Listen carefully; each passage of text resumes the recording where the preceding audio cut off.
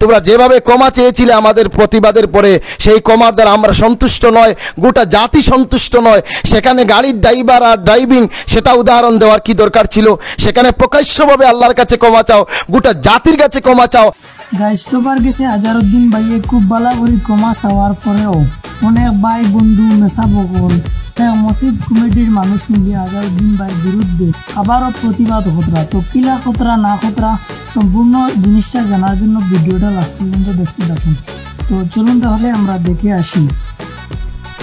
নাহমাদুহু ওয়া নুসাল্লি আলা রাসূলিহিল কারীম, আম্মা বা'দ, ফাআউযু বিল্লাহি মিনাশ শাইতানির রাজীম, বিসমিল্লাহির রহমানির রহিম। প্রাণপ্রিয় মুসলিম দিনী ভাইরা, দেশ এবং প্রবাসের যেখান থেকে যে দেখছেন, আমাদের করিম সাল্লাল্লাহু আলাইহি সাল্লামের সুন্নত নিয়ে, মসজিদ নিয়ে, মক্তব নিয়ে, কোরআনের আয়াত নিয়ে ব্যঙ্গ করে কিছু নাটক করছে।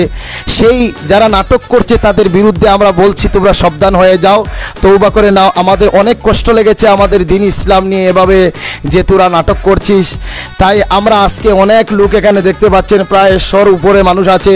আমরা প্রয়োজনে যদি তোরা প্রকাশ্যভাবে তওবা করো, প্রকাশ্যভাবে আমাদের কাছে ক্ষমা চাও, গোটা মুসলিম উম্মার কাছে।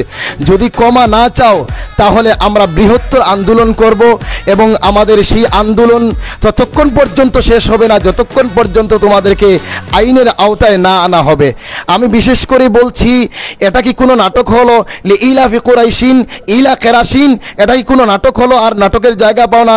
মুসলমানের পবিত্র বিধান কোরআন শরীফ নিয়ে, মুসলমানের পবিত্র জায়গা মসজিদ নিয়ে, মুসলমানের পবিত্র রোজা, এই রোজা নিয়ে, মুসলমানের পবিত্র একটা ইবাদত সবচেয়ে বড় নামাজ, সেই নামাজ নিয়ে নিজের ইনকামের জন্য নিজের ধর্মকে বিকৃত করতেছিস।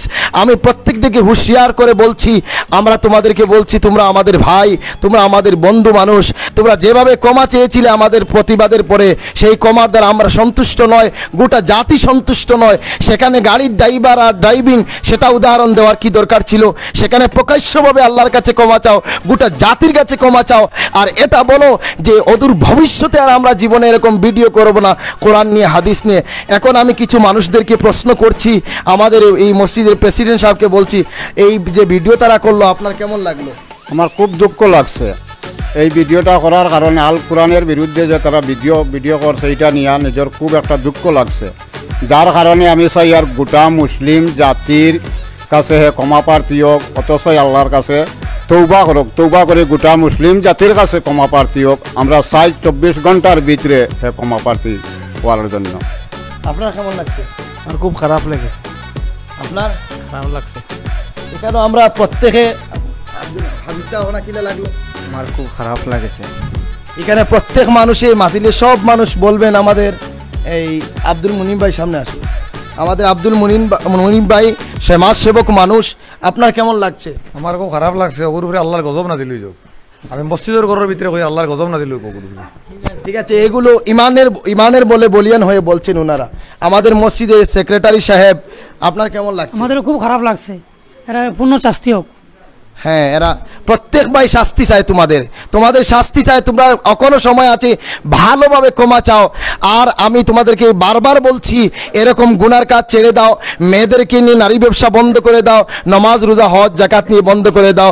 আমি গোটা জাতিকে বলছি, আপনারা হজাগুন। জায়গায় জায়গায় বিভিন্ন মৌলানা মুফতি মুহাদ্দিসরা প্রতিবাদ করছেন।